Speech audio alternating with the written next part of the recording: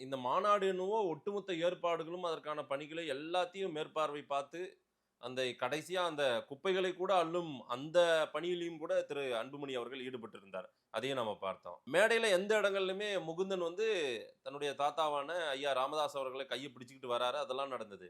ஆனா மேடையிலயும் உட்காரல. அவர் எந்த ஒரு ஒரு தீர்மானத்தை கூட வாசிக்கிறதுக்கான வாய்ப்பை கூட அவருக்கு குடுக்கலல்ல. சரியான சோ அந்த கேள்வி. இடத்துல அன்புமணி ஜெயிச்சிருக்காரு. அன்புமணி பக்கம் தான் கை ஓங்கி இருக்குன்னு பார்க்க முடியாதா? உண்மை அதுதான். அதான் நான் சொல்ல வரேன். ஆ. இப்போ ராமதாஸுடைய விருப்பம் என்னன்னா, இந்த மாநாட்டு தீர்மான நகலை அவர் தான் வாசிப்பார். யாரு? முகுந்தன் தான் வாசிப்பார். இதுதான் ம். ராமதாஸ் முடிவு செய்த விஷயம். அதாவது இந்த மாநாட்டுக்கு முன்னாடி. மாநாட்டுல. ஆ. அதே போல மாநாட்டு மேடையிலே அமர வேண்டும் முகுந்தன். முகுந்தன். இதுதான் 2 கோரிக்கைகள் தான் ம். 87 வயது இளைஞன். அவர் ஏய் என் கையை முறுக்கு, என் கையை பிடிச்சா அமுத்துறா, ஐயா வலிக்குது ஓடுறான். இதுதான் உண்மையா. நாங்கெல்லாம் பல நாட்கள் அவரோட பயணித்த ஆட்கள். 87 வயது ஆனாலும் அவர் இளைஞன் தான்.